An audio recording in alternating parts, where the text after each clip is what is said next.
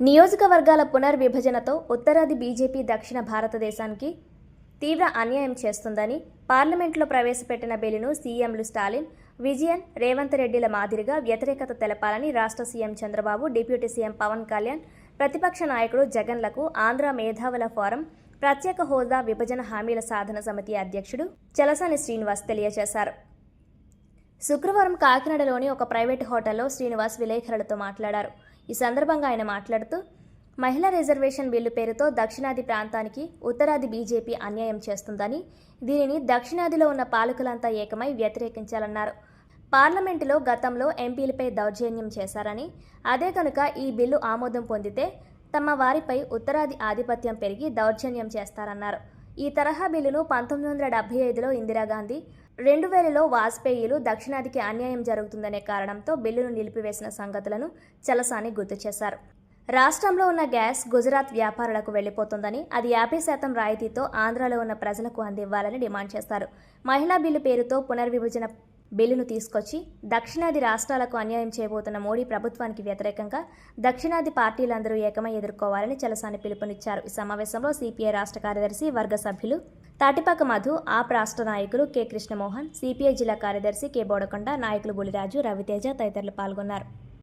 తర్వాత గౌరవ హోంశాఖ మంత్రి గారు మాట్లాడుతూ 50% ఆశ్వాసన ఇస్తానన్నారు.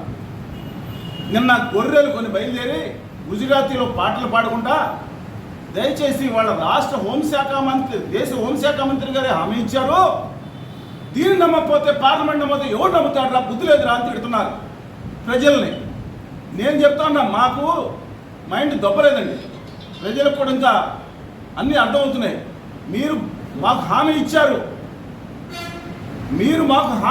ఎప్పుడు పార్లమెంట్లో ఎవరిచ్చారు హామీ? హోంశాఖ మంత్రులు సుశీల్ కుమార్ షిండే గారు హామీ ఇచ్చారు ఆంధ్రప్రదేశ్కి. ఎవరు దాన్ని మద్దతు ఇచ్చారు? గౌరవ ప్రతిపక్ష నేత శ్రీ అరుణ్ జైట్లీ గారు. దానికి బల్లగుద్ది మద్దతు ఇచ్చింది ఎవరు? ప్రకాష్ జావదేకర్ గారు, తర్వాత మంత్రిగా ఉత్తర భారతీయ జనతా పార్టీ సంబంధించిన వ్యక్తి. దాని ఉత్తుంగ తరంగాలు ఇంకా నిలబడాలని చెప్పింది ఎవరు? వెంకయ్యనాయుడు గారు. వీళ్ళన్నిటికీ పైన దేశ ప్రధానమంత్రి గౌరవనీయులు డాక్టర్ మన్మోహన్ సింగ్ కోహ్లీ గారు మనకు ఆశ్వాసించారు. 6 హామీలు ఇచ్చారు ఆంధ్రప్రదేశ్కి, విభజన హామీలు. శ్వాస లాంటి ఆంధ్రప్రదేశ్కి, భావితరాలకి శ్వాస లాంటి.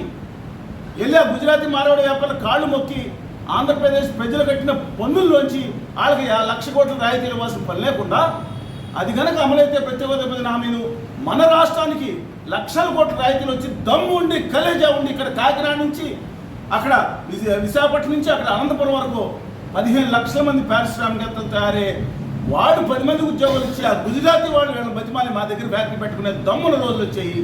మనకి ఇవ్వకుండా ఆ గుజరాత్కి, మహారాష్ట్రకి తరలించి వెళ్ళిపోయారు. ఈ సత్యం ప్రత్యేక హోదా వచ్చేది ఏదైతే ఉందో అది 2027 వరకు ఈశాన్య రాష్ట్రాలకు ఇంకా రాయితీలు కొనసాగుతున్నాయి. అది ముగిసిన చాప్టర్ అన్నాడు ద్రోహులు ఆంధ్రప్రదేశ్ పట్ల శని. సరే, coming back to this point, దయచేసి విద్యులైన వాళ్ళందరూ ఆలోచించండి. పార్టీలు పక్కన పెట్టండి, కులాలు పక్కన పెట్టండి, మతాలు పక్కన పెట్టండి. తెలుగు జాతి లేదా ఈ దక్షిణ భారతదేశం ద్రవిడులకి, దేశ మూలవాసులకు చాలా ముఖ్యమైన రోజు ఇవాళ. గౌరవనీయురాలు శ్రీమతి ఇందిరాగాంధీ, నేను చెప్పే ప్రతి పాయింట్ దీంట్లో రాజకీయం కాదు, ఇంకోటి కాదు, వాస్తవాలు మాట్లాడుతున్నా. ఇందిరాగాంధీ గారు 1975లో దక్షిణాది రాష్ట్రాలకు అన్యాయం కాకూడదని ఒక రాజ్యాంగ సవరణ చేశారు 42. గౌరవనీయులు వాజ్పేయి గారు, మనందరం గౌరవించిన వాజ్పేయి గారు 2001లో దక్షిణాది రాష్ట్రాలకు అన్యాయం జరగకూడదని 80వ రాజ్యాంగ సవరణ చేసి ఈ అనేక వేదికల మీద మనం మాట్లాడుతున్నాం.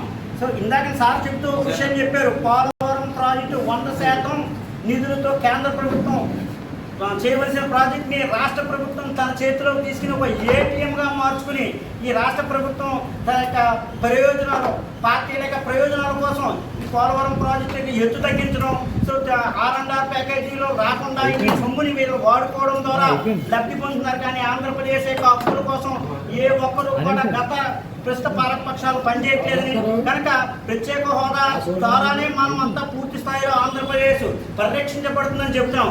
అలాగే ఈ రోజున మా దక్షిణాది రాష్ట్రాలకి సీట్ల పెంపు గురించి మాట్లాడారు.